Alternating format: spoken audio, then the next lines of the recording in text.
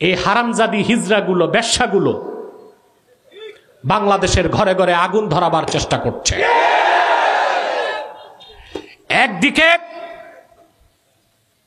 মানবিক করিডোর দিয়ে বাংলাদেশকে যুদ্ধের দিকে ঠেলে দেওয়া হচ্ছে, আরেকদিকে বিতর্কিত নারী সংস্কার কমিশনের মাধ্যমে কোরআন সুন্নাহ বিরোধী আইন করে বাংলাদেশের ঘরে ঘরে সংসারগুলোতে আগুন ধরাবার ব্যবস্থা করা হচ্ছে। মানব না, মেনে নিব না। নারীবাদীরা পশ্চিমা আব্বাদের কাছ থেকে প্রেসক্রিপশন নিয়ে বাংলাদেশে নারী আর পুরুষ সমান অধিকারের ধোঁয়া তুলেছ। তোমাদের আব্বাদের দেশে 218 বছর গণতন্ত্রের বয়স পার হয়েছে, 47তম প্রেসিডেন্ট রাষ্ট্র ক্ষমতায়, কোন একজন নারীকেও তারা প্রেসিডেন্ট বানায় না। আমরা শুনি নতুন নতুন বক্তব্য আসতেছে, কে মুসলিম কে অমুসলিম এটা কোনো পরিচয় না, আমরা বাংলাদেশী। আমাদের প্রিন্সিপাল আইডেন্টিটি হচ্ছে আল্লাহ আমাদের শিখাইছেন, আমাদের পরিচয় আমরা মুসলমান। আল্লাহ রাব্বুল আলামিন সূরা আলে ইমরানের 64 নম্বর আয়াতে বলেন, قل يا أهل الكتاب تعالوا إلى كلمة سواء بيننا وبينكم ألا نعبد إلا الله ولا نشرك به شيئا ولا يتخذ بعضنا بعضا أربابا من دون الله فإن تولوا فقولوا اشهدوا بأننا مسلمون। বজ্রের শক্তি মুখে কেড়ে শরীরের সমস্ত শক্তি ঠোঁটে একত্রিত করে বলতে চাই, কে বাঙালি কে অবাঙালি, কে বাংলাদেশি কে বাঙালি এটা কোনো পরিচয় নয়। আমার আপনার সবচেয়ে বড় পরিচয় আমরা উম্মতে মুহাম্মাদি মুসলমান। এর চেয়ে বড় কোনো পরিচয় মুসলমানের আর হতে পারে না। হানাফি ফিকহের মাসালা হচ্ছে, ওয়া ইন হাজামাল আদু আলা বালদাতিন তাখরুজুল মারআতু বিগাইরি ইযনি যাওজিহা ওয়াল আমাতু বিগাইরি ইযনি মাওলাহা। যদি কোনো মুসলিম রাষ্ট্রে অমুসলিম রাষ্ট্র আগ্রাসন চালায়, সে দেশের মহিলাদের উপর ফরজ হচ্ছে স্বামীর অনুমতি ছাড়া যুদ্ধের ময়দানে চলে যাবে। দাসীদের উপর ফরজ হচ্ছে মনিবের অনুমতি ছাড়া যুদ্ধের ময়দানে চলে যাবে। সেজন্যই হোক ভারত, হোক চীন, হোক আমেরিকা, আমরা উদাত্ত কণ্ঠে বলে দিচ্ছি, বাংলাদেশের স্বাধীনতা সার্বভৌমত্বে আঘাত আসলে সেনাবাহিনীর সাথে কাঁধে কাঁধ মিলিয়ে বাংলার 14 কোটি মুসলমান হাতে অস্ত্র তুলে নিবে, জিহাদের ময়দানে ঝাঁপিয়ে পড়বে ইনশাআল্লাহ। আসুন তিলাওয়াতের মাধ্যমে আলোচনায় প্রবেশ করছি, আমার সঙ্গে পড়ুন। আউযু বিল্লাহি মিনাশ শাইতানির রাজীম। বিসমিল্লাহির রাহমানির রাহিম। কুল ইন কুনতুম তুহিব্বুনাল্লাহা ফাত্তাবিউনি ইউহিব্বুকুমুল্লাহ ওয়া ইয়াগফির লাকুম যুনুবাকুম ওয়াল্লাহু গফুরুর রহিম। কুল আতিউল্লাহা ওয়ার রাসূল ফাইন তাওয়াল্লাউ ফাইন্নাল্লাহা লা ইউহিব্বুল কাফিরিন। আল্লাহ তাআলা বলেন, প্রিয় হাবিব মুহাম্মদ সাল্লাল্লাহু আলাইহি ওয়াসাল্লাম, আপনি বলুন, ইন কুনতুম তুহিব্বুনাল্লাহ, তোমরা যদি মহান আল্লাহকে ভালোবেসে থাকো, ফাত্তাবিউনি, তাহলে আমার অনুসরণ করো। আল্লাহকে ভালোবাসার দাবি করলে অবশ্যই আল্লাহর হাবিবের অনুসরণ করতে হবে। আল্লাহ তাআলা দুটো কাজ নিজের পক্ষ থেকে বান্দার জন্য করে দিবেন। সেটা কি? ইউহিব্বুকুমুল্লাহ, আল্লাহ তোমাদেরকে ভালোবাসবেন। ওয়া ইয়াগফির লাকুম যুনুবাকুম, আই যুনুবাকুমুল কাবাইরা ওয়াস সাগায়ের, তোমাদের জীবনের কবিরা সগীরা সমস্ত গুনাহকে আল্লাহ মাফ করে দিবেন। ওয়াল্লাহু গফুরুর রহিম, নিশ্চয় আল্লাহ তাআলা ক্ষমাশীল এবং পরম দয়ালু। এরপরে আল্লাহ তাআলা বলেন, কুল আতিউল্লাহ ওয়ার রাসূল ফাইন তাওয়াল্লাউ ফাইন্নাল্লাহা লা ইউহিব্বুল কাফিরিন। প্রিয় হাবিব মুহাম্মদ সাল্লাল্লাহু আলাইহি সাল্লাম, আপনি আরো বলে দিন, তোমরা মহান আল্লাহর আনুগত্য করো, আল্লাহর রাসূলের আনুগত্য করো, অর্থাৎ আমার আনুগত্য করো। ফাইন তাওয়াল্লাউ, যদি এই আনুগত্য থেকে তারা মুখ ফিরিয়ে নেয়, ফাইন্নাল্লাহা লা ইউহিব্বুল কাফিরিন, নিশ্চয় আল্লাহ কাফেরদেরকে পছন্দ করেন না। তাহলে আল্লাহ তার হাবিব মুহাম্মদ সাল্লাল্লাহু আলাইহি ওয়াসাল্লামের আনুগত্য ঐচ্ছিক না, আবশ্যক।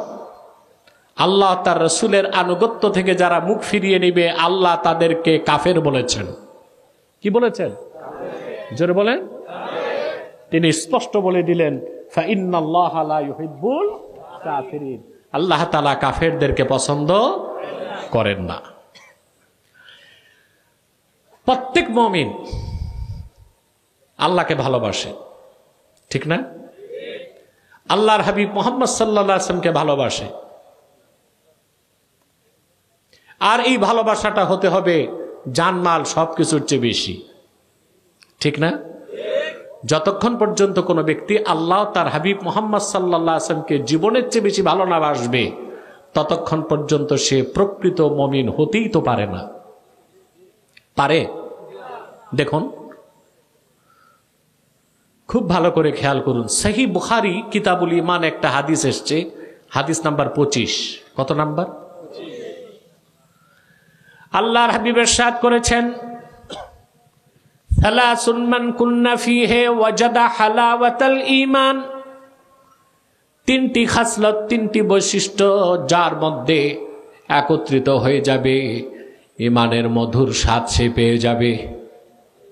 সুবহানাল্লাহ বলবেন না? কয়টা খাসলত? মান কানা আল্লাহু ওয়া রাসূলুহু আহাব্বা ইলাইহি মিম্মা সিওয়াহুমা, সেই ব্যক্তি যার কাছে আল্লাহ এবং তার রাসূল মুহাম্মদ মুস্তাফা সাল্লাল্লাহু আলাইহি সাল্লাম সকল কিছুর চাইতে অধিক প্রিয় হয়ে যাবে। ওয়া মান ইউহিব্বুল মারআ লা ইউহিব্বুহু ইল্লা লিল্লাহ। দ্বিতীয় বৈশিষ্ট্য, ব্যক্তি কোন মানুষকে ভালোবাসবে শুধুমাত্র আল্লাহ রাব্বুল আলামিনের ভালোবাসার কারণে।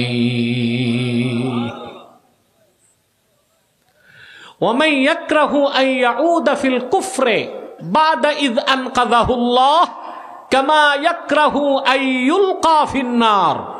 তৃতীয় বৈশিষ্ট্য, ঈমান আনার পরে আবার ঈমান থেকে কাফের হয়ে যাওয়া, এই রকম অপছন্দ করে যেরকম তাকে জীবন্ত আগুনে নিক্ষেপ করাকে অপছন্দ করে। অর্থাৎ তার কাছে ঈমানটা হবে জীবনের চেয়েও বেশি। সুবহানাল্লাহ বলবেন না? আমাদের ব্যক্তি, দল, দেশ সবকিছুর ঊর্ধ্বে কি? জোরে বলতে হবে। আমাদের অনেককে শয়তান ওয়াসওয়াসা দিচ্ছে, এখন বেশি ওয়াসওয়াসা দিচ্ছে নেতাদেরকে। আমরা শুনি নতুন নতুন বক্তব্য আসতেছে, কে মুসলিম কে অমুসলিম এটা কোনো পরিচয় না, আমরা বাংলাদেশি। এ কথার সাথে একমত পোষণ করলে ঈমান আর থাকে? কে বাংলাদেশি কে বাংলাদেশি না, এগুলো কি কবরে প্রশ্ন হবে? আমাদের প্রিন্সিপাল আইডেন্টিটি হচ্ছে আল্লাহ আমাদের শিখাইছেন, আমাদের পরিচয় আমরা মুসলমান। এই পরিচয় দিতে কে বলছেন? আল্লাহ রাব্বুল আলামিন সূরা আলে ইমরানের 64 নম্বর আয়াতে বলেন, قل يا أهل الكتاب تعالوا إلى كلمة سواء بيننا وبينكم ألا نعبد إلا الله ولا نشرك به شيئا ولا يتخذ بعضنا بعضا أربابا من دون الله فإن تولوا فقولوا اشهدوا بأننا মুসলিমুন। আমাদের প্রিন্সিপাল আইডেন্টিটি, মৌলিক পরিচয় কি হবে? আল্লাহ আমাদেরকে এখানে শিক্ষা দিয়েছেন। আল্লাহ বলেন, প্রিয় হাবিব মুহাম্মদ সাল্লাল্লাহু আলাইহি সাল্লাম, আপনি বলুন, ইয়া আহলাল কিতাব, হে আহলি কিতাব, তাআলাউ ইলা কালিমাতিন সাওয়াইম বাইনানা ওয়া বাইনাকুম, আসো একটি কথা যা আমরা বিশ্বাস করি তোমরাও বিশ্বাস করে ঐকমত্য স্থাপন করতে পারো। সেটা কি? আল্লাহ না'বুদা ইল্লাল্লাহ, আমরা আল্লাহ ছাড়া কারো ইবাদত করব না। ওয়ালা নুশরিকা বিহি শাইআ, আল্লাহর সাথে কাউকে শরীক করব না।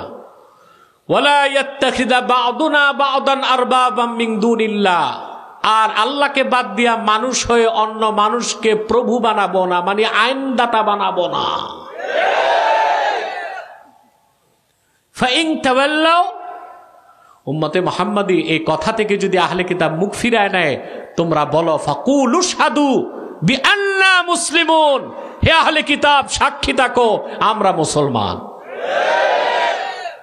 বজ্রের শক্তি মুখে কেড়ে শরীরের সমস্ত শক্তি ঠোঁটে একত্রিত করে বলতে চাই, কে বাঙালি কে অবাঙালি, কে বাংলাদেশি কে বাঙালি, এটা কোনো পরিচয় নয়। আমার আপনার সবচেয়ে বড় পরিচয়, আমরা উম্মতে মুহাম্মাদি মুসলমান। এর চেয়ে বড় কোনো পরিচয় মুসলমানের আর হতে পারে না।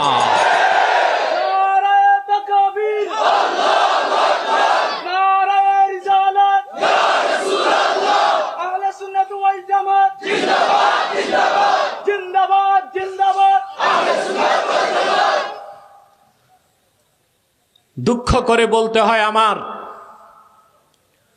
19 সালে 20 সালে মানুষ দেখেছে করোনা ভাইরাস, আর 2024-এ 5ই আগস্টের পর দেখা যাচ্ছে মুনাফিকির ভাইরাস। টাকায় বিক্রি হচ্ছে, মানুষ পারচেজ হয়ে যাচ্ছে, ইমান ইসলামের স্বার্থ আর দেখতেছে না। কিন্তু এই অধম 8ই আগস্ট থেকে জাতিকে সতর্ক করছে, ভারতীয় আধিপত্যবাদকে আমরা লাথি মেরে দিয়েছি, ফেসিবাদের গলা টুটি চেপে ধরেছি, একটি গজব থেকে দেশ মুক্ত হয়েছে। আমি আশঙ্কা করেছিলাম আরেকটি গজব আসতেছে, মানবিক করিডোর নামে সেই গজব আসার পথ খুলে দেওয়া হয়েছে। কথাগুলো বলতেছি 8 মাস আগ থেকে, তখন কেউ বলে নাই, আমাদেরকে নিয়ে হাসি তামাশা করতে, আমরা রাজনীতি বুঝি না, ওনারা বুঝে। আর এখন সবাই একই কথা বলতেছে যে হিংস্র নেকড়ের মুখ থেকে জাতি বেঁচেছে, বাঘের মুখে এসে পড়েছে। নেকড়ের মুখ থেকে বাঘের মুখে। আমি আজকে সরওয়ার্দী উদ্যানেও বলেছি, এখানেও বলছি,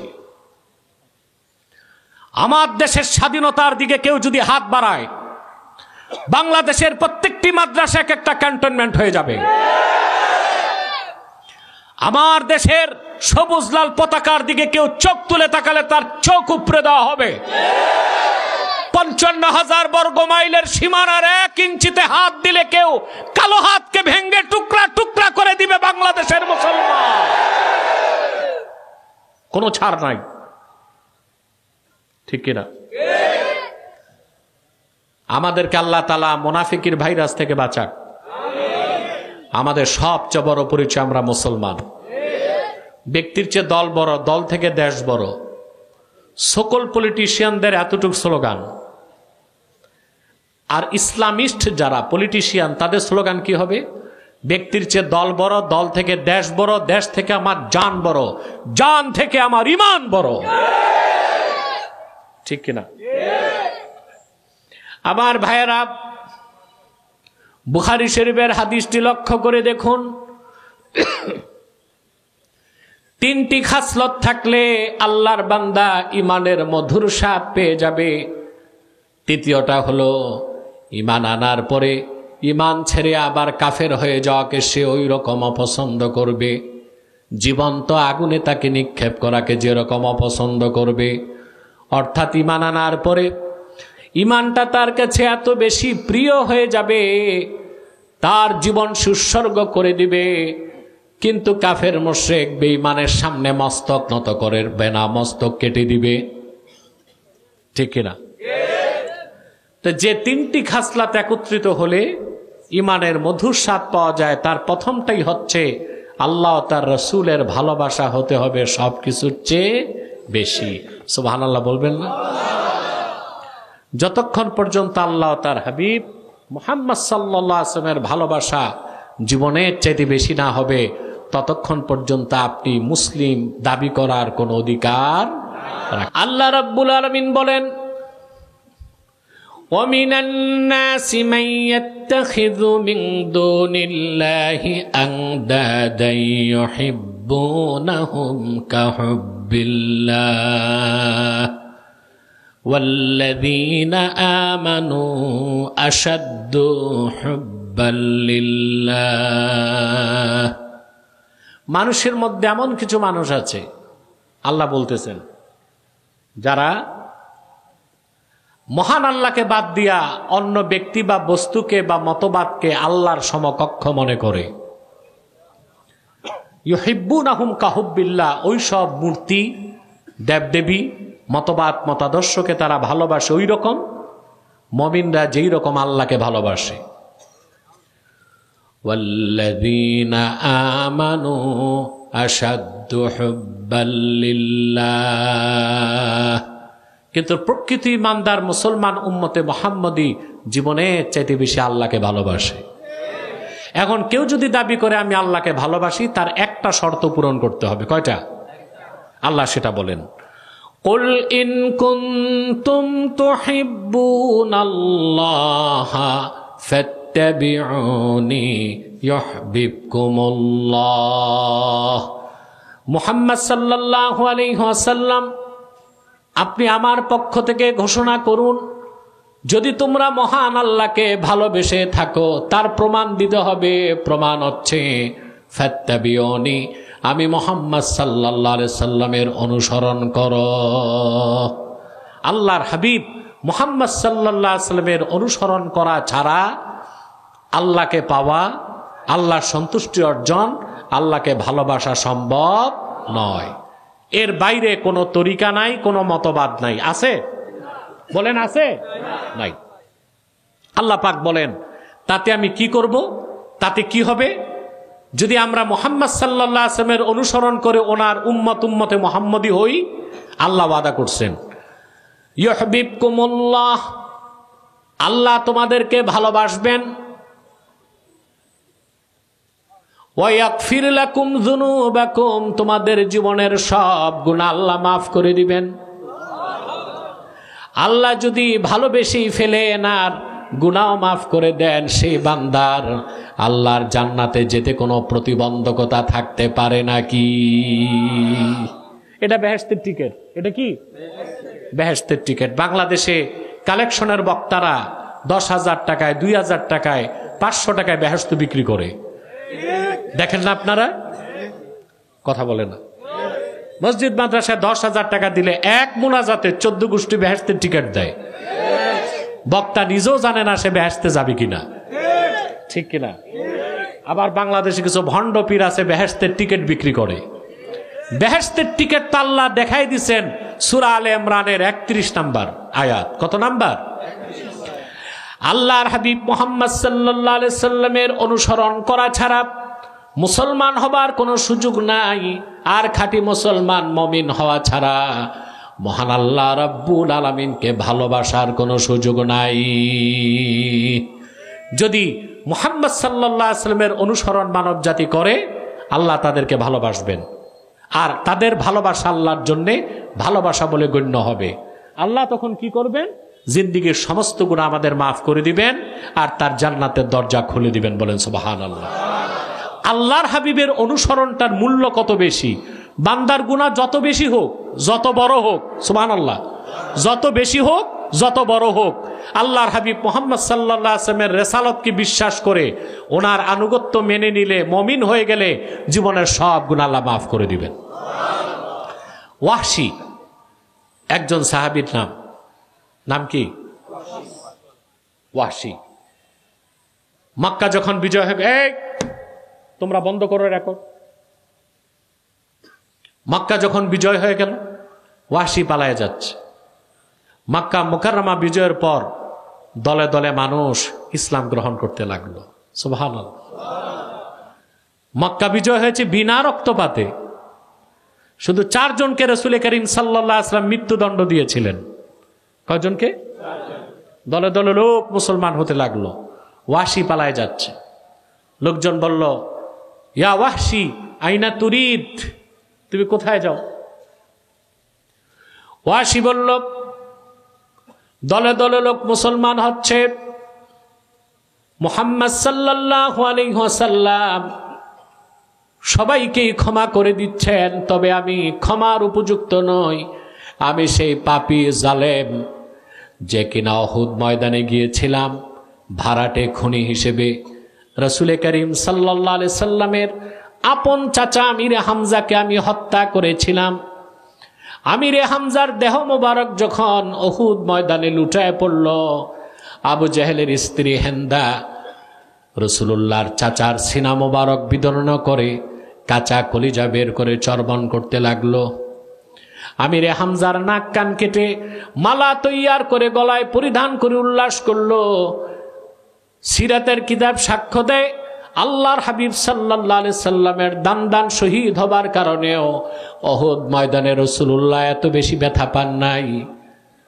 ওয়াহশীর দ্বারা আমিরে হামজার শাহাদাতের পর চাচা আমিরে হামজার মৃত্যুর দৃশ্য দেখে রাসূলুল্লাহ যতটুক ব্যথা পেয়েছেন, লোকেরা বলল, রে ওয়াহশী, একটিবার তুমি রাহমাতুল লিল আলামিনের কদমে চলে যাও, মুহূর্তের মধ্যে তোমার মতো পাপীকেও তিনি ক্ষমা করে দিতে পারেন। ওয়াহশী বলেন, বুক ভরা ব্যথা, বুক ভরা ভয় আর শঙ্কা নিয়া থরথর করে কাঁপতে কাঁপতে আমি রাসূল করিম সাল্লাল্লাহু আলাইহি ওয়াসাল্লামের কদমের সামনে দাঁড়ালাম। আল্লাহর হাবিব বললেন, কে হে তুমি? আমি বললাম, আমার নাম ওয়াহশী। আল্লাহর হাবিব জিজ্ঞেস করলেন, কোন ওয়াহশী? আমি বললাম, আপনার চাচা আমির হামজার হত্যাকারী। কেন এসেছ? ক্ষমা চাইতে এসেছি, আপনার কাছে কালেমার শিক্ষা নিয়ে মুসলমান হতে এসেছি। আল্লাহর হাবিব বললেন, রে ওয়াহশী, আমি কোনোদিন চাই নাই তুমি আমার সামনে এসে দাঁড়াবা। তুমি আমার সামনে আসলে চাচা আমির হামজার মৃত্যুর দৃশ্য আমার চোখে বেশি উঠে। তবে যেহেতু চলেই এসেছ, ক্ষমাও করে দিলাম, আর আল্লাহ তাআলা দ্বীন ইসলামের দরজাও তোমার জন্য খোলা রেখে দিয়েছেন। ওয়াহশী বললেন, ইয়া রাসূলুল্লাহ সাল্লাল্লাহু আলাইহি সাল্লাম, আমি মুসলমান হব একটা গ্যারান্টি পেলে। কি পেলে? সুযোগ পেয়ে গেছে, তো সুযোগের সদ্ব্যবহার করতে লাগছে। আমি ঈমান আনলে আল্লাহ আমাকে ক্ষমা করে বেহেশত দিবেন, এটা আল্লাহ ওহির মাধ্যমে আপনাকে জানাবে। আপনার নূরের জবানে 2 কানে আমি যদি শুনি, তাহলে মুসলমান হব। সুবহানাল্লাহ বলবেন না? আপনার কি মাহফিলে না কবরস্থানে? বোঝা যাচ্ছে না তো। সম্মানিত সুধী, আল্লাহর হাবিব সাল্লাল্লাহু আলাইহি সাল্লাম বললেন, ঠিক আছে, অপেক্ষা করো।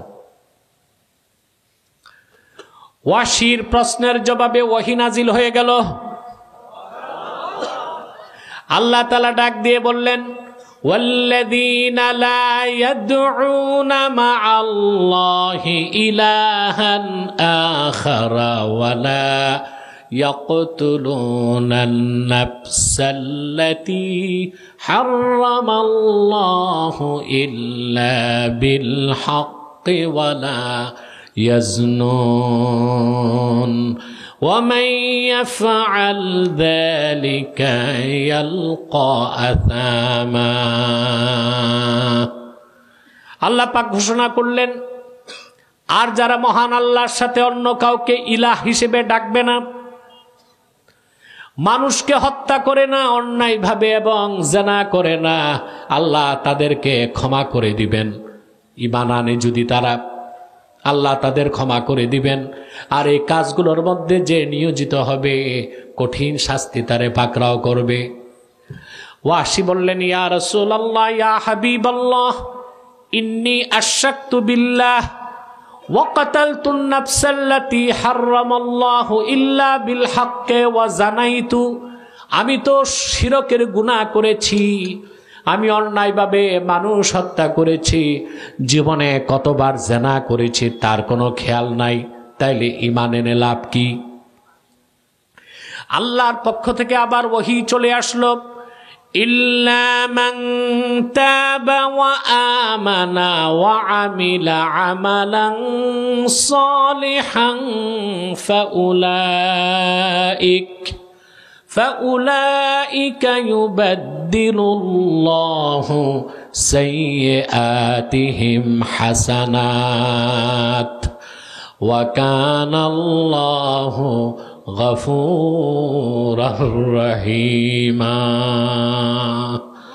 আল্লাহ রাব্বুল আলামিন ঘোষণা করলেন, হাবিব আমার মুহাম্মদ সাল্লাল্লাহু আলাইহি ওয়াসাল্লাম ওয়াহশী সহ মানব জাতিকে জানায় দেন, বান্দা শিরক করুক, কুফর করুক, যত গুনাহ করুক, তাদের মধ্যে যে ব্যক্তি তওবা করবে, ঈমান এনে মুমিন মুসলমান হয়ে যাবে আর নেক আমল করবে, তাদের প্রত্যেকের জিন্দেগীর গুনাহগুলোকে আল্লাহ রাব্বুল আলামিন সওয়াবের দ্বারা বদল করে দিবেন। এবার ওয়াহশী বললেন, ইয়া রাসূলুল্লাহ, ইয়া হাবিবাল্লাহ, ইন্নী আরা ফীহি শারতান ফাহুয়াল আমালুস সালেহ। আল্লাহ তো বিনা শর্তে কিছু বলেন নাই, শর্ত রাখছেন। কি রাখছেন? আমি ঈমান এনে মুসলমান হয়ে যাব, কিন্তু নেক আমল করতে পারবো কিনা এই ভরসা আমার নাই। ভরসা আমার। এবার আল্লাহর পক্ষ থেকে আবার ওহী চলে আসলো, ইন্নাল্লাহা লা ইয়াগফিরু আন ইউশরাকা বিহি ওয়া ইয়াগফিরু মা দুনা যালিকা লিমান ইয়াশা। নিশ্চয় আল্লাহ রাব্বুল আলামিন তার সঙ্গে বান্দা যদি অন্য কাউকে শরীক করে, শিরকের গুনাহ করে, কুফরের গুনাহ করে, ওই রকম কাফের মুশরিককে কোনোদিনও আল্লাহ মাফ করবেন না। তাছাড়া বান্দা যত বড় গুনাহগার হোক না কেন, যাকে খুশি আল্লাহ তারে মাফ করে দিবেন। ওয়াহশী বললেন, ইয়া রাসূলুল্লাহ সাল্লাল্লাহু আলাইহি সাল্লাম, এখনো আমি ঈমান আনতে পারতেছি না। আল্লাহ তো বলছেন ইয়াগফিরু লিমান ইয়াশা, যাকে চান তারে মাফ করবেন, আমাকে যদি না চান। আহারে মুসলমান, বুঝো না কথা তো, মাতো না কেন? সাহাবী বলছেন, আল্লাহ তো আমার কথা বলেন নাই স্পেসিফিকলি, বলছেন ইয়াগফিরু লিমান ইয়াশা, যারে চান তারে মাফ করবেন, আমারে যদি না চান। মুসলমান, আমি বলে থাকি, আল্লাহর হাবিবের পেয়ারা সাহাবীগণ আল্লাহর কাছ থেকে বেহেশত লিখায় নিয়েছিলেন। সেজন্যই তো আহলুস সুন্নাহ ওয়াল জামাতের আকীদা বিশ্বাস, আকিদাতুন মুস্তাহকামাতুন সাবিতাতুন বিনুসুসিল কুরআনি ওয়াস সুন্নাহ ওয়া ইজমাইল উম্মাহ। কোরআন, হাদিস এবং ইজমা দিয়ে প্রমাণিত রাসূল করিম সাল্লাল্লাহু আলাইহি সাল্লামের সুমহান সাহাবীগণ সত্য ন্যায়পরায়ণতার মানদণ্ড। এই বিশ্বাস হৃদয়ে গেঁথে নিতে হবে। পারবেন না ইনশাআল্লাহ? সাহাবী সুবিধাটা কি তার নিচে না আমাদের সবার? সুবহানাল্লাহ কইবেন না? একা সুবিধা নিছে? হুকুমটা কি তার জন্যই খাস? তার জন্য খাস, আমাদের জন্য আম। সুবহানাল্লাহ। যদি ওয়াহশী এইরকম না করতেন তা আমাদের মতো গুনাহগার সহজে কেমনে বেহেশতে যাইতাম? আমাদের মতো গুনাহগার যদি সত্য ন্যায় পরায়ণতার মানদণ্ড খুঁজতে হয়, ওয়াহশীর জীবনী থেকে নিতে হবে। ঠিক কিনা? এবার আল্লাহর পক্ষ থেকে চূড়ান্ত ঘোষণা আসলো, কুল ইয়া ইবাদিয়াল্লাযীনা আসরাফু আলা আনফুসিহিম লা তাকনাতু মির রাহমাতিল্লাহ ইন্নাল্লাহা ইয়াগফিরুয যুনুবা জামিআ ইন্নাহু হুয়াল গফুরুর রহিম।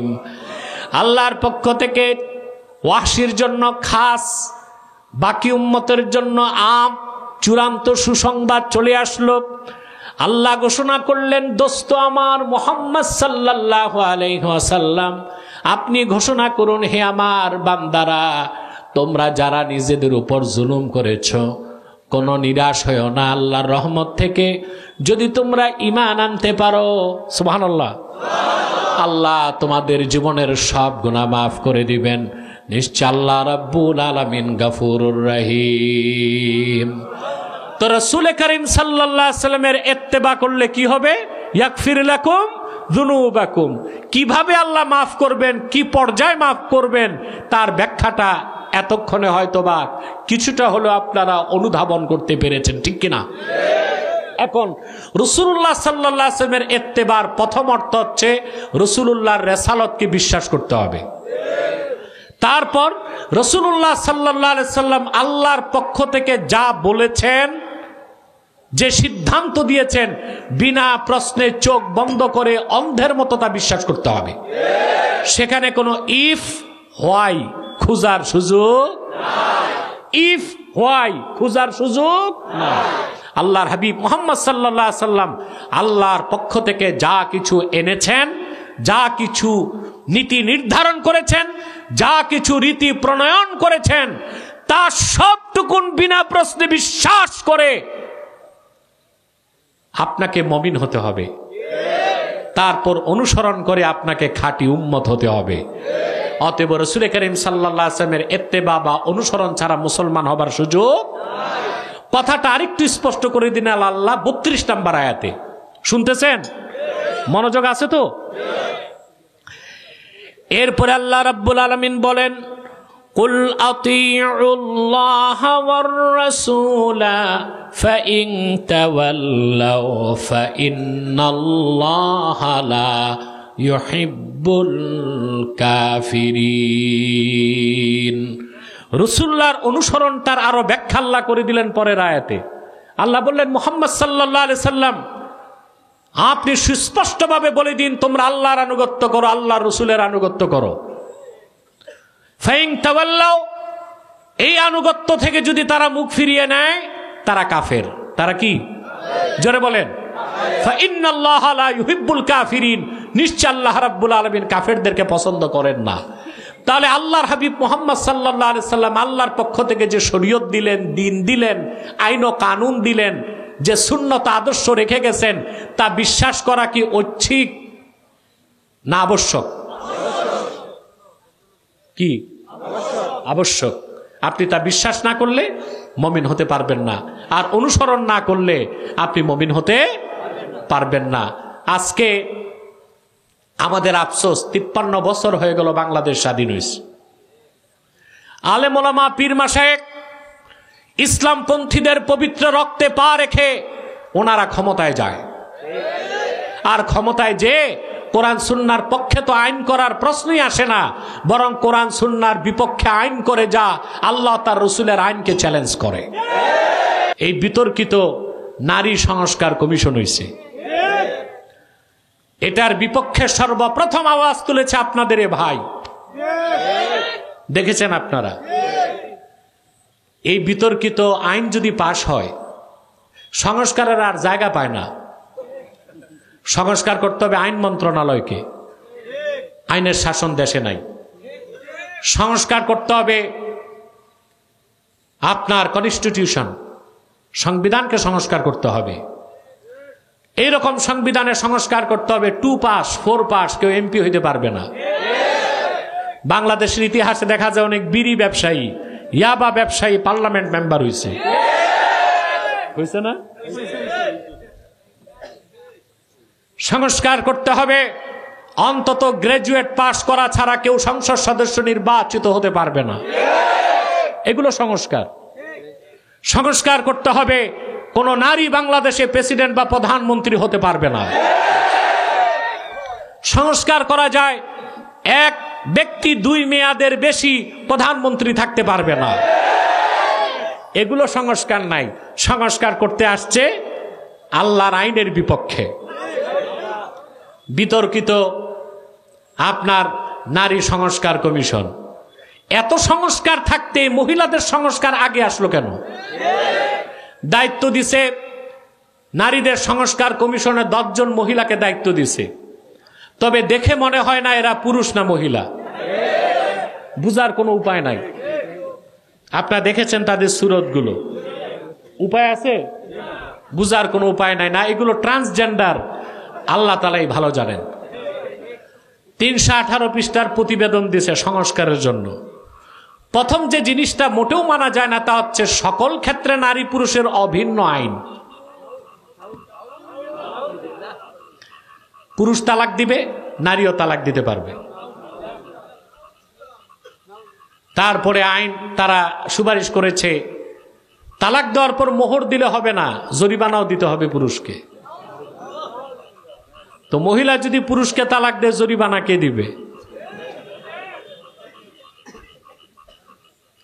এরপরে বলতেছে ম্যারিটাল রেপ, কত জঘন্য বিষয়। অর্থাৎ বিবাহিত পুরুষ আর মহিলা, পুরুষ যদি মহিলার সাথে জোর করে ফিজিক্যাল রিলেশন করে, এটাকেও ধর্ষণ বলতে হবে। তাহলে কোন পুরুষ আর মহিলার কাছে জায়গা পায়? ম্যারিটাল রেপ যেটাকে বলছে, বৈবাহিক ধর্ষণ। বিয়ের পর কি ধর্ষণ হয়? কথা বলেন। এই হারামজাদি হিজড়াগুলো, বেশ্যাগুলো বাংলাদেশের ঘরে ঘরে আগুন ধরাবার চেষ্টা করছে। একদিকে মানবিক করিডোর দিয়ে বাংলাদেশকে যুদ্ধের দিকে ঠেলে দেওয়া হচ্ছে, আরেকদিকে বিতর্কিত নারী সংস্কার কমিশনের মাধ্যমে কোরআন সুন্নাহ বিরোধী আইন করে বাংলাদেশের ঘরে ঘরে সংসারগুলোতে আগুন ধরাবার ব্যবস্থা করা হচ্ছে। মানব না, মেনে নিব না। কোরআন সুন্নাহ বিরোধী আইন ঠেকাতে হলে আরেকটা বিপ্লবের ডাক বাংলাদেশের মুসলমান দিতে বাধ্য হবে।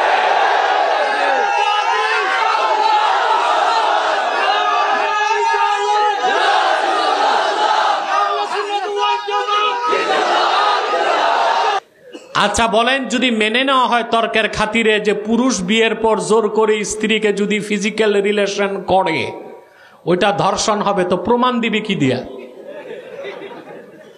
মহিলা তো খুশি মনে আসতে পারে, পুরুষকে ঠেকাইতে বলতে পারে আমারে জোর করে। চিন্তা করেন আইনের নামে কি বেআইনি কাজগুলো হচ্ছে। এইটার নাম দিয়েছে সংস্কার। আর আমার দেশে সমন্বয়ক কিছু আছে, ছাত্র, এদের খতনা হয়েছে কয়েক বছর আগে।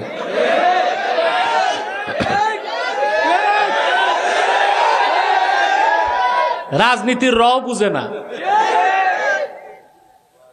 আন্দোলন এক জিনিস, রাজনীতি আরেক জিনিস। 6 মাস আগে আমি বলছি একটা সিটও পাবে না, এখন বলি কোন একটা কেন্দ্রে জামানত টিকবে না। কথা বলেন না? জামানত আগে বলছি একটা সিটও পাবে না, এখন বলছি কোন কেন্দ্রে জামানত টিকবে না। এদেরকে বুদ্ধি দিছিলাম যে তোমরা ইসলামপন্থী রাজনীতিবিদদের সাথে এক হও, কি করো, একটা অ্যালায়েন্স করো, তাহলে 2-4টা সিট পাওয়ার সম্ভাবনা ছিল। বুদ্ধি নেয় নাই, সমন্বয় শীর্ষ সবগুলোই গেছে আমার কাছে, কোনো বুদ্ধি নেয় না। আমি চূড়ান্ত পর্যায়ে বলেছি তোমাদের পিঠের চামড়া থাকবে না, দেখে নিবা। এখন কিন্তু সেই দিকে যাচ্ছে। এরপরে কি হয়েছে, নারী সংস্কার কমিশন প্রতিবেদন করছে সরকারকে, পতিতাদেরকে আইনি বৈধতা দিতে হবে। মানে পুরা বাংলাদেশকে বেশ্যাখানা বানাবার একটা ব্যবস্থা।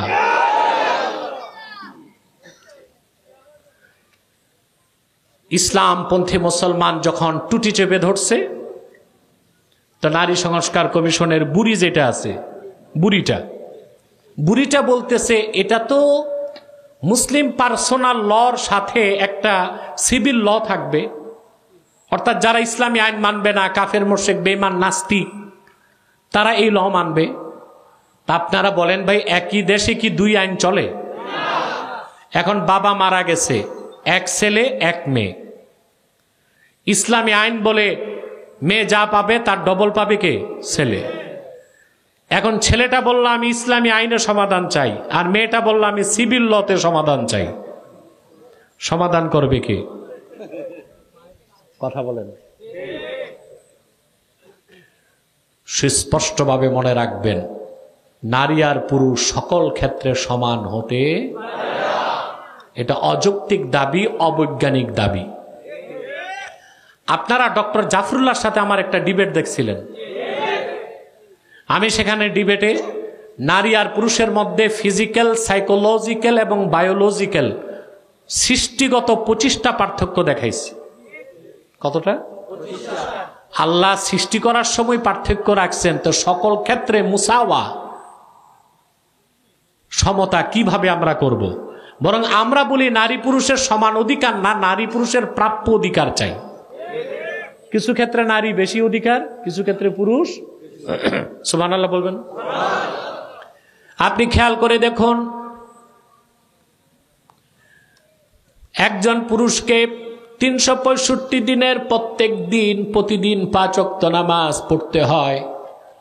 আরেকজন প্রাপ্তবয়স্কা মহিলা প্রতি মাসে তার 3 দিন, 6 দিন বা 7 দিন নামাজ বাদ যায়। ঠিক কিনা বলেন? সকল ক্ষেত্রে নারী পুরুষের সমান অধিকার অযৌক্তিক, অবৈজ্ঞানিক দাবি। কিছু ক্ষেত্রে আল্লাহ পুরুষের অধিকার থেকে মহিলার অধিকার বেশি দিয়েছেন, ঠিক না? একজন পুরুষ প্রাপ্তবয়স্ক হবার পর নামাজ ফরজ, 365 দিনের প্রত্যেক দিনে 5 ওয়াক্ত নামাজ মাফ আছে। মহিলার প্রতি মাসে 6 দিন 7 দিন মাফ। পুরুষটা সব দিনের নামাজ পড়ে যে জান্নাতে যাবে, মহিলাটা যত নামাজ তার বাদ গেল প্রাকৃতিক কারণে, সেটার কাজা নাই, আল্লাহ তারে ওই জান্নাতটাই দিবেন। অধিকার বেশি না? তো প্রাপ্তবয়স্ক একজন পুরুষের মাথায় মগজ কতটুকু? 60 গ্রাম। আর প্রাপ্তবয়স্ক একজন নারীর মাথায় মগজের পরিমাণ 40 গ্রাম। আল্লাহ তাআলা মগজ বন্টনের সময় তো কম দিয়েছেন, তো নারী পুরুষ সমান হয় কেমন করে? এটা তো শুধু অনৈতিক দাবি না, অবৈজ্ঞানিক দাবি, অযৌক্তিক দাবি। মগজ বাটোয়ারাতে কম দেওয়া হয়েছে না? পুরুষের কতটুকু, মহিলার? আল্লাহর আখিরি নবী, নবীগণের মাথার তাজ মুহাম্মদ মুস্তাফা সাল্লাল্লাহু আলাইহি ওয়াসাল্লাম ১৫০০ বছর আগে বলেছেন নারীদের ব্যাপারে, নাকিসুল আকলি ওয়াদ্দিন, দিনের ক্ষেত্র অপরিপূর্ণ, আকলের ক্ষেত্র অপরিপূর্ণ। ১৫০০ বছর পরে বিজ্ঞান মস্তিষ্ক অপারেশন করে পাল্লায় ওজন দিয়া দেখলো রাসূলুল্লাহর হাদিস চিরসত্য।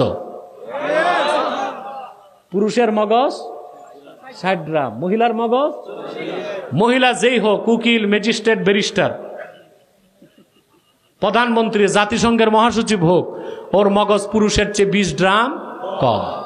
তা আল্লাহ তো পার্থক্য রেখে দিয়েছেন। আচ্ছা আপনারা বলুন তো ভাই, বিসিএস পরীক্ষা তো অনেকে দিচ্ছেন, সারা পৃথিবীর এমন একটা দেশ দেখান যে দেশের সেনাপ্রধান একজন নারী।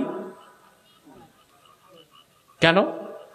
শুধু নারী পুরুষ সমান অধিকার বলে প্রধানমন্ত্রী আর স্পিকার হইয়া মজা মারবা? সেনাপ্রধান হও না কেন? কথা বলে না।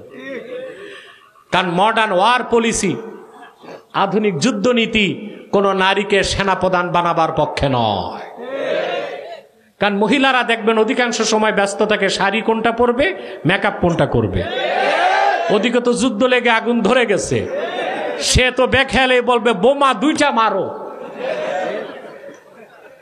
এই দায়িত্ব কার? পুরুষের। এই জন্য যে বেদিন বিজাতিরা বলে নারী পুরুষ সমান, ওরাও ওদের দেশে রাষ্ট্রপ্রধান কোন নারীকে, তাই নারী পুরুষ সমান কি ওরাও করতে পারছে? কথা বলে না। তো সে অবৈজ্ঞানিক অযৌক্তিক দাবি বাংলাদেশে কেন চাপাই দিছে? এই বেশ্যাপতিতা নারীবাদীদেরকে সড়কে নামার জন্যে। আচ্ছা আসুন, আপনারা গণতন্ত্র শিখছেন আমেরিকার কাছ থেকে। আমেরিকায় গণতন্ত্রের বয়স এখন 218 বছর। কত? বাংলাদেশে কিসের 53? কিছুদিন মানুষ দেখছে গণতন্ত্র, তারপর বাকশাল, তারপর সামরিকতন্ত্র, আবার গণতন্ত্র, আবার স্বৈরতন্ত্র। তো এই দেশের মানুষ তো 10 বছরও গণতন্ত্র, আর আমেরিকায় গণতন্ত্র কত বছর? 218 বছর পার হয়েছে। বর্তমান প্রেসিডেন্ট এই যে পাগলাটা, সে হচ্ছে 47তম। কততম? নারীবাদীরা পশ্চিমা আব্বাদের কাছ থেকে প্রেসক্রিপশন নিয়ে বাংলাদেশে নারী আর পুরুষ সমান অধিকারের ধোঁয়া তুলেছ। তোমাদের আব্বাদের দেশে 218 বছর গণতন্ত্রের বয়স পার হয়েছে, 47তম প্রেসিডেন্ট রাষ্ট্র ক্ষমতায়, কোন একজন নারীকেও তারা প্রেসিডেন্ট বানায় না। বানাইছে কেন? ওখানে নারী পুরুষ সমান নাই। আপনার বাংলাদেশে নারী প্রধানমন্ত্রী কত বছর ছিল? অর্ধেকের বেশি। 50 বছরের অর্ধেকের বেশি, প্রায় 27 বছর প্রায়। তারপরও বাংলাদেশে স্পিকার, প্রধানমন্ত্রী, স্পিকার হয়েছে নারী, প্রধানমন্ত্রী হয়েছে নারী, বিরোধী দলীয় নেত্রী সেও নারী, শুধু বাইতুল মোকাররমের খতিবটা বাদ ছিল। খুব মনোযোগ দিয়ে শোনেন যুবকরা আপনারা, আমেরিকায় 218 বছর গণতন্ত্রের বয়স পার হয়েছে, কোন একজন নারী প্রেসিডেন্ট কেন হয় নাই? দেখুন, আমেরিকা কোনো প্রেসিডেন্ট চালায় না। আমেরিকার ডিপ স্টেট, রাষ্ট্রের গভীরে বসে আছে থিঙ্ক ট্যাঙ্ক। এই বসো। Think tank policy maker, think tank policy maker. ওই থিঙ্ক ট্যাঙ্করা যে পলিসি মেক করে, এর বাইরে কোনো প্রেসিডেন্ট যেতে পারবে না, ওটাতেই থাকতে হবে। তারা অঘোষিত নীতি নিয়েছে, আমেরিকায় কোনোদিন কোনো নারীকে তারা প্রেসিডেন্ট বানাবে না। কেন? জবাবটাও তো লাগবে। আল্লাহর আখিরি নবী রাহমাতুল লিল আলামিন নবীজি মুহাম্মদ মুস্তাফা সাল্লাল্লাহু আলাইহি ওয়াসাল্লাম ১৫০০ বছর আগে উম্মতকে সাবধান করেছেন।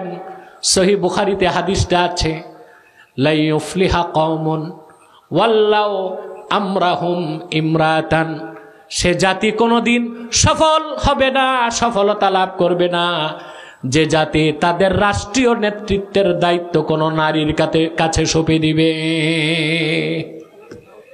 অর্থাৎ যে জাতি, যে কওম তাদের রাষ্ট্র পরিচালনার দায়িত্ব কোনো নারীর হাতে তুলে দিবে, সে জাতি কোনোদিনও সফলতা লাভ করবে না। আমেরিকা রাজনীতির ক্ষেত্রে বিশ্ব মানবতার মুক্তির সনদ যিনি নিয়ে আসলেন, রাহমাতুল লিল আলামিন মুহাম্মদ মুস্তাফা সাল্লাল্লাহু আলাইহি সাল্লামের সে আদর্শ থেকে এই শিক্ষাটা নিয়েই মার্কিন যুক্তরাষ্ট্রে তারা তাদের নীতি প্রণয়ন করেছে যে যুক্তরাষ্ট্রে কোনো নারীকে তারা প্রেসিডেন্ট হতে দিবে না। আর সেজন্যই পৃথিবীর মোড়ল হিসেবে, সুপার পাওয়ার হিসেবে আমেরিকা তার রাজত্ব টিকিয়ে রেখেছে, প্রায় 100 বছর হয়ে যাচ্ছে। ওখানেই তো নারী পুরুষ সমান না। তো বাংলাদেশে নারী আর পুরুষ সমান করতে চাও কেন? সকল ক্ষেত্রে নারী পুরুষ সমান হতে পারে? জোরে বলতে হবে, পারে? আমি একটা দৃষ্টান্ত দিতে চাই, তবে কথাটা অনেকটা শালীনতার মধ্যেই বলবো, বুঝার স্বার্থে বলবো। এক ইংরেজ সাহেব তার বউ ম্যাম সাহেবকে বলছে, আজ থেকে ঘরে তোমার আর আমার সমান অধিকার। ম্যাম সাহেব কয়, থ্যাংক ইউ, ভালো হয়েছে, এটাই তো চাই আমি। একদিন ইংরেজ রান্না করে তার বউ খায়, একদিন বউ রান্না করে ইংরেজ খায়, একদিন সে কাপড় ধোয়, আরেকদিন ও ঘর ঝাড়ু দেয়, আরেকদিন সে। ভালোই চলতেছে। একদিন ইংরেজ সাহেব অসুস্থ হয়ে গেছে, যেমন ইংরেজ ম্যামটাও তো ওই রকম অসুস্থ। ইংরেজ বলতেছে আমি একটু পেশাব করব, চলো, বলে যে না আমার শরীরটা খুব দুর্বল, তুমি আমার কাঁধে উঠায় নাও। ম্যাম সাহেব ইংরেজকে কাঁধে উঠাইছে, বাইরে যেয়ে বলল ছাড়ো। তো পুরুষ মানুষ ছাড়ছে, সমস্যা তো কিছু হয় নাই, কারণ ফিজিক্যালি ওই রকমই বানায় দেওয়া হয়েছে। কিছুদিন পর ম্যাম সাহেব অসুস্থ হয়েছে, বলতেছে অধিকার তো সমান সমান, এখন আমাকে তুমি কাঁধে উঠায় পেশাব করো। ম্যাম সাহেব কি ইংরেজ উঠায়, গর্দব ইংরেজ আর বুঝে নাই, বাইরে যেয়ে বলে ছাড়ো। ছাড়ছে তো গোসল হয়ে গেছে ইংরেজ। পার্থক্যটা ফিজিক্যাল না? কথা বলেন, নারী আর পুরুষ সমান হতে পারে? সম্ভব? সম্পূর্ণ যৌক্তিক বৈজ্ঞানিক একটা দাবিকে সামনে রেখে কোরআন ও সুন্নাহর বিরুদ্ধে আইন করা হচ্ছে, তা মেনে নেওয়া হবে না। কোরআন ও সুন্নাহর আইন অস্বীকারী মুসলমান হতে পারে না। সেজন্য মুসলমান বলি, আল্লাহ তার হাবিব মুহাম্মদ সাল্লাল্লাহু আলাইহি ওয়াসাল্লামের আনুগত্য গ্রহণ করা ছাড়া মুসলমান হবার কোনো সুযোগ নাই। বিষয়টা অপশনাল নয়, ঐচ্ছিক নয়, এটা আবশ্যিক। আল্লাহ রাব্বুল আলামিন সেজন্য বলে দিলেন, কুল আতিউল্লাহ ওয়ার রাসূলা ফাইন তাওয়াল্লাউ ফাইন্নাল্লাহা লা ইউহিব্বুল কাফিরিন। মুহাম্মদ সাল্লাল্লাহু আলাইহি ওয়াসাল্লাম আপনি বলুন, তোমরা আল্লাহর আনুগত্য করো, আল্লাহ রসুলের আনুগত্য করো, অর্থাৎ আমার আনুগত্য করো। আল্লাহ পাক বলেন, এই কথা থেকে যদি তারা মুখ ফিরিয়ে নেয়, ফাইন্নাল্লাহা লা ইউহিব্বুল কাফিরিন, আল্লাহ তাআলা কাফেরদেরকে পছন্দ করেন না। তাহলে জীবনের সকল ক্ষেত্রে আল্লাহ তার রসুল সাল্লাল্লাহু আলাইহি সাল্লামের আনুগত্য করতে হবে, ঠিক কিনা? এখন প্রশ্ন আসে, আল্লাহর আনুগত্য কি, তার রসুলের আনুগত্য কি? এটা একটা প্রশ্ন না? আল্লাহ এক কথায় জবাব দিয়ে দিয়েছেন। আল্লাহ রাব্বুল আলামিন বলেন, মাইয়ুতিইর রাসূলা ফাকাদ আতা আল্লাহ, যে আমার রসুল মুহাম্মদ মুস্তাফা সাল্লাল্লাহু আলাইহি সাল্লামের আনুগত্য করলো, সে তো আল্লাহর আনুগত্য করলো। তাহলে মুহাম্মদ সাল্লাল্লাহু আলাইহি সাল্লামের আনুগত্যটাই আল্লাহর আনুগত্য। এখন প্রশ্ন আসলো, আল্লাহর হাবিব মুহাম্মদ সাল্লাল্লাহু আলাইহি সাল্লামের আনুগত্য কেমন করে করব? প্রশ্ন আসে না? কথা বলে না। আল্লাহর আখিরি নবী, নবীগণের মাথার তাজ মুহাম্মদ মুস্তাফা সাল্লাল্লাহু আলাইহি ওয়াসাল্লাম ১৫০০ বছর আগে আল্লাহর পক্ষ থেকে যে দ্বীন এনেছেন, যে শরীয়ত এনেছেন, যে সুন্নত রেখে গেছেন, জীবনের সকল ক্ষেত্রে সেই দ্বীনকে, শরীয়তকে বিশ্বাস করে সুন্নত মোতাবেক ব্যক্তি জীবন, সমাজ জীবন, রাষ্ট্র জীবন, আইন আদালত, দেওয়ানি, ফৌজদারি, শিক্ষা, সংস্কৃতি, উঠা বসা, চলাফেরা, খাওয়া, নিদ্রা, আরাম আয়েশ, জীবনের সকল ক্ষেত্রে, ইবাদত বন্দেগীর ক্ষেত্রে সেই সুন্নতের অনুসরণটাই আল্লাহর হাবিবের আনুগত্য। বলেন সুবহানাল্লাহ। রসুল করিম সাল্লাল্লাহু আলাইহি সাল্লামের সুন্নতের অনুসরণটা আমরা অধিক সংখ্যক মুসলমান বুঝি না। সেজন্য নামাজ রোজা করি সুন্নত মোতাবেক, কিন্তু আমাদের লেনদেন, ব্যবসা বাণিজ্য, অর্থনীতি, সমাজনীতি, রাষ্ট্রনীতি, পররাষ্ট্রনীতি, এসব ক্ষেত্রে আমরা কোরআন ও সুন্নাহের অনুসরণ করি না। করি আমরা? কথা বলে না, করি? কথা বুঝেন না? আমরা করি না। আমাদের পররাষ্ট্রনীতি কোরআন থেকে নিতে হবে, শিক্ষানীতি, সংস্কৃতি, আইন সব কিছু কোরআন সুন্নাহ থেকে নিতে হবে, তা আমরা করি না। এই যে আমাদের দেশ এখন সব বলতেছে ভারত আমাদের প্রতিবেশী, বউ ছাড়া যায়, প্রতিবেশী ছাড়া যায় না। কত পীড়িত আর ভালোবাসা! ভারতের সাথে কোনোদিন আমাদের মুসলমানদের বন্ধুত্ব হতে পারে না, ওরা পৌত্তলিক। এই পররাষ্ট্রনীতি কার? কথা বলে না।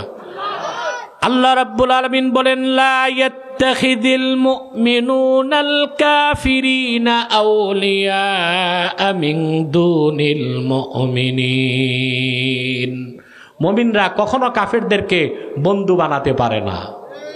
অতএব ভারতের সাথে আমাদের আগে যারা ছিল তাদের সাথে ছিল স্বামী স্ত্রীর মতো সম্পর্ক, তাই বলে আমরা আবার ভাই ভাইয়ের মতো সম্পর্ক করতে পারি না। কারণ মুমিন মুসলমানদের সাথে কাফের মুশরিকদের ভ্রাতৃত্বের কোনো সম্পর্ক হতে পারে না। ব্যবসায়িক সম্পর্ক হতে পারে, রাজনৈতিক চুক্তি হতে পারে, অর্থনৈতিক সম্পর্ক হতে পারে, ব্যবসায়িক চুক্তি হতে পারে, কিন্তু হিন্দুস্তান পৌত্তলিকদের দ্বারা নিয়ন্ত্রিত, তাদের সাথে বাংলাদেশের মুসলমানের বন্ধুত্ব বা ভ্রাতৃত্বের সম্পর্ক হতে পারে না। তো পররাষ্ট্রনীতি কোত্থেকে নিতে হবে? কোরআন এবং সুন্নাহ থেকে নিতে হবে, ঠিক কিনা বলেন? আজ আমাদের দেশ হুমকির মুখে। যুদ্ধনীতির ক্ষেত্রেও আমরা কোরআন সুন্নাহর নীতিকে মানি না। আল্লাহ রাব্বুল আলামিন বলেন, ইয়া আইয়ুহাল্লাযীনা আমানুসবিরু ওয়া সাবিরু ওয়া রাবিতু ওয়াত্তাকুল্লাহা লাআল্লাকুম তুফলিহুন। আল্লাহর নির্দেশ, এদিক তাকান। হে মুমিনগণ, তোমরা সবর করো। কি করো? ওয়া সাবিরু, সাবারা ইউসাবিরু, মুসাবারা মানে সমাজ, রাষ্ট্র, পরিবারের ক্ষেত্রে পরস্পর ধৈর্য ধরো। একটা হচ্ছে ব্যক্তিগত ধৈর্য, আরেকটা হচ্ছে কি পরস্পর কথা বলেন ধৈর্য। ওয়ারাবিতু, সর্বাবস্থায় যুদ্ধের প্রস্তুতি রাখো। আছে আমাদের? নাই? আমাদের নাই। যদি আমরা কোরআন সুন্নাহর অনুসরণে জাতিসংঘের যুদ্ধনীতি না নিয়া কোরআন সুন্নাহর নীতিতে যুদ্ধনীতি নিতাম, যেভাবে নামাজ শিখি, রোজা শিখি, সেভাবে আমাদের ঈমান, আকীদা, ইসলাম আর রাষ্ট্র রক্ষায় আমরা জিহাদের ট্রেনিংও নিতাম। নিছি আমরা? নেই নাই। তরবারি কেমনে ধরতে হয় তাও জানি না। ইমাম সাহেবকে এসে কোরবানির পশু জবাই করে দিতে হয়, ঠিক কিনা? অতটুক ট্রেনিংও আমাদের নাই। অথচ আল্লাহ বলেছেন ওয়ারাবিতু, এটার ব্যাপক অর্থ তার মানে সর্বাবস্থায় যুদ্ধের প্রস্তুতি রাখো। সুবহানাল্লাহ বলবেন না? সর্বাবস্থায় যুদ্ধের প্রস্তুতি নাও। তার মানে যুদ্ধের প্রশিক্ষণ নাই তো আপনি প্রস্তুতি নেবেন কি করে? কথা বলে না। আপনি জানেন জিহাদ হচ্ছে ফরজে কিফায়া, কিন্তু কখনো কখনো জিহাদ ফরজে আইন হয়। শুধু পুরুষ না, মহিলাদের উপরও ফরজ হয় সংসার ছেড়ে জিহাদের ময়দানে চলে যাওয়া। ওটা কোন সময় বলে দিব? কথা বলে না। হানাফি ফিকহের মাসালা হচ্ছে ওয়া ইন হাজামাল আদু আলা বালদাতিন তাখরুজুল মারআতু বিগাইরি ইযনি যাওজিহা ওয়াল আমাতু বিগাইরি ইযনি মাওলাহা। যদি কোনো মুসলিম রাষ্ট্রে অমুসলিম রাষ্ট্র আগ্রাসন চালায়, সে দেশের মহিলাদের উপর ফরজ হচ্ছে স্বামীর অনুমতি ছাড়া যুদ্ধের ময়দানে চলে যাবে। দাসীদের উপর ফরজ হচ্ছে মনিবের অনুমতি ছাড়া যুদ্ধের ময়দানে চলে যাবে। সেজন্যই হোক ভারত, হোক চীন, হোক আমেরিকা, আমরা উদাত্ত কণ্ঠে বলে দিচ্ছি, বাংলাদেশের স্বাধীনতা সার্বভৌমত্বে আঘাত আসলে সেনাবাহিনীর সাথে কাঁধে কাঁধ মিলিয়ে বাংলার 14 কোটি মুসলমান হাতে অস্ত্র তুলে নিবে, জিহাদের ময়দানে ঝাঁপিয়ে পড়বে ইনশাআল্লাহ।